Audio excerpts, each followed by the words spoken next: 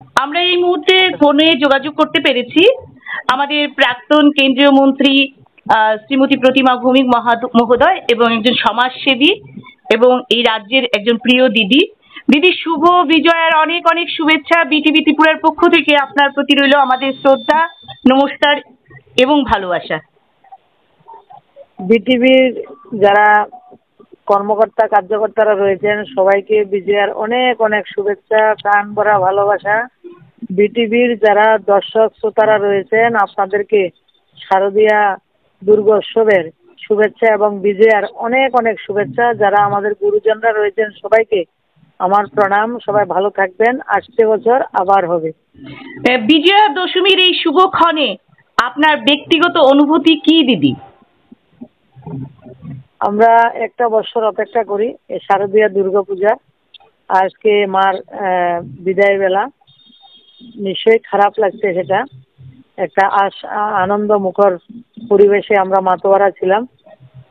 তাই এটার অভিজ্ঞতা একটাই যে প্রত্যেক বছর মা আসেন, আমাদেরকে আশীর্বাদ দেন, আমরা ওনার আরাধনা ব্রতী হই এবং যেটাকে আমরা মোবাইল চার্জ দিয়ে সেটাকে চালাই। আমাদেরকেও মা এক বছর পরে এসে চার্জিং করে যান, ওনার আশীর্বাদে সিক্ত করেন, আমাদেরকে আশীর্বাদ করেন। তো সেই আশীর্বাদ নিয়ে আমরা আগামী এক বছর চলবো এবং আগামী এক বছর পরে আবার মা আসবেন। আমরা সবাই মায়ের জন্য অপেক্ষা করে থাকি। সবাইকে অনুরোধ করব, মায়ের কাছে একটাই প্রার্থনা, আমরা যাতে সবাই ভালো থাকি, সবাই সমৃদ্ধি কামনা করি এবং আমাদের রাজ্য যাতে সমৃদ্ধশালী রাজ্য নির্মাণ হয় এবং রাজ্যের পাশাপাশি দেশের যশস্বী প্রধানমন্ত্রী মোদীজির নেতৃত্বে ওনার যে সংকল্প আমাদের দেশকে পৃথিবীর সবচেয়ে শক্তিশালী এবং গৌরবশালী মহাভারতী তৈরি করার, সেই লক্ষ্যে আমরা সবাই মিলে প্রধানমন্ত্রীকে সহযোগিতা করব এবং প্রধানমন্ত্রীর স্বপ্ন আমাদের সবাই স্বপ্ন। মা ভগবতী, মা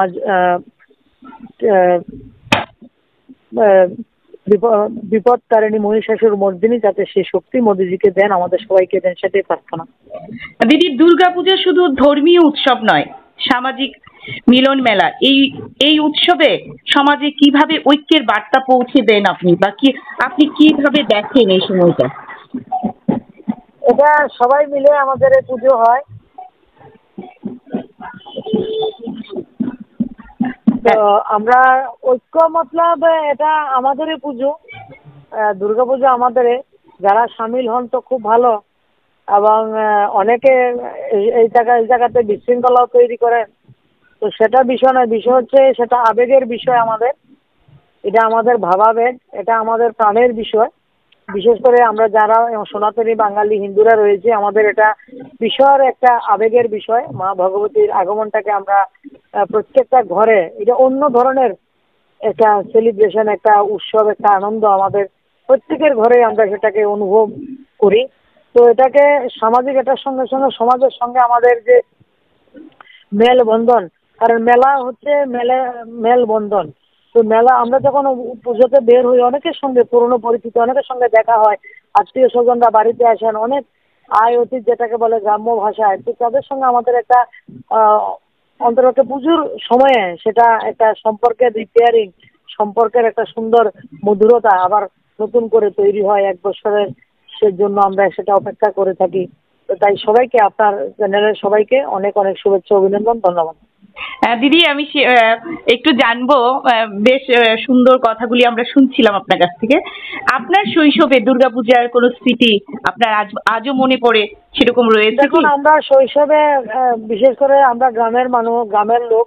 আমরা যেটাই আমাদের শৈশবে যে নতুন ড্রেস পরা, কাপড় কিনা, সেটা বাবা করে দিতেন আমাদেরকে।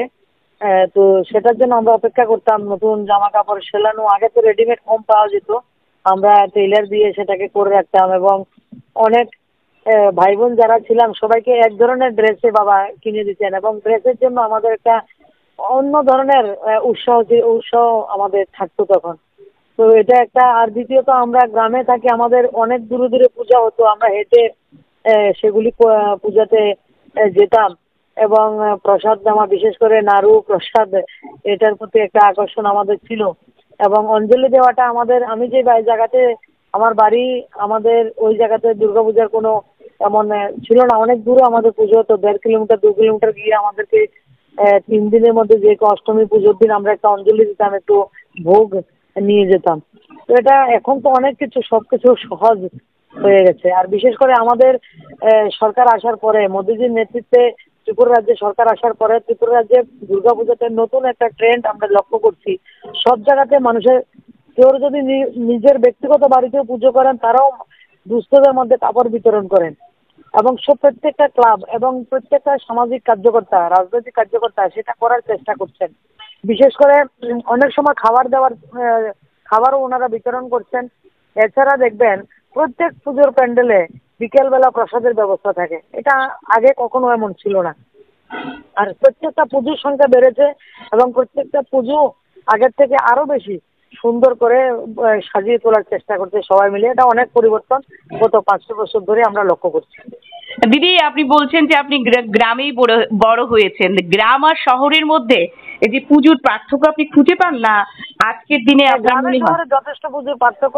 গ্রামের শহরের মধ্যে এখন থেকে চতুর্থী থেকে পুজো হয়, কিন্তু আমাদের গ্রামের পুজো মানে ষষ্ঠীর সন্ধ্যেবেলায় মূর্তি আনা, সপ্তমী থেকে আমাদের পুজো, বিজয়া দশমী যেদিন আজকেই বিসর্জন, এই ধরনের একটা পরিবেশ এখনো রয়েছে। কিন্তু শহরে অন্য ধরনের পুজো। আর এটা না দেখলে আপনারা কেউ বুঝতে পারবেন না। একদম দিদি তাই। আমি শেষ প্রশ্ন করব দুটো। আপনার রাজনৈতিক জীবনে পথ চলায় দুর্গাপূজা কি কোনো বিশেষ অনুপ্রেরণা দিয়েছে? না না, দুর্গাপুজো তো মা ভগবতী। দেখেন, ভগবান রামচন্দ্র মর্যাদা পুরুষোত্তম, যিনি ভগবান, উনিও দুর্গা শক্তির আরাধনা করেছেন।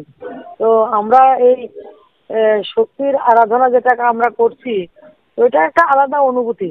দুর্গাপুজো যেমন আমি নবরাত্রি করি, 2009 থেকে আমি নবরাত্রি, চৈত্র নবরাত্রি, শারদীয় নবরাত্রি দুটা আমাদের দেশের যশস্বী প্রধানমন্ত্রীর অনুপ্রেরণায় আমি বিশেষ করে এটা করছি।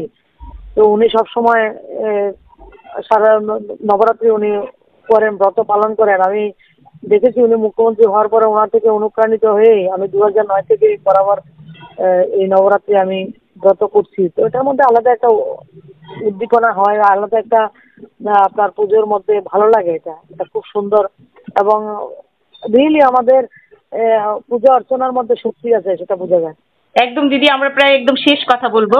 ত্রিপুরার সংস্কৃতির ঐতিহ্য রক্ষায় আপনার পরিকল্পনা বা স্বপ্ন কি রয়েছে আগামী? না না, ঐতিহ্য রক্ষা করতে হলে এটা ব্যক্তিগত না, সবার। আমি সবাইকে অনুরোধ করবো পূজার মধ্যে সীমিত না থেকে দুর্গার যে আদর্শ, যেটা সংস্কৃতি, কৃষ্টি সংস্কৃতি, সেটা যাতে আমাদের মধ্যে ফেরত আসে। সিপিএম এর যে শাসন ছিল সেই সময়ে আমাদের সংস্কৃতিকে তারা ধূলিসাৎ করে দিয়েছিল। সেই সংস্কৃতি ধীরে ধীরে ফেরত আসছে এবং আমরা আমাদের যে হিন্দু বাঙালি সংস্কৃতি, সেটার মধ্যে যাতে আমরা বিশেষ করে আবার মনোনিবেশ করি, সেটাকে আমরা ফেরত নিয়ে আসি, সেটাই সবার কাছে প্রার্থনা। ধন্যবাদ, নমস্কার।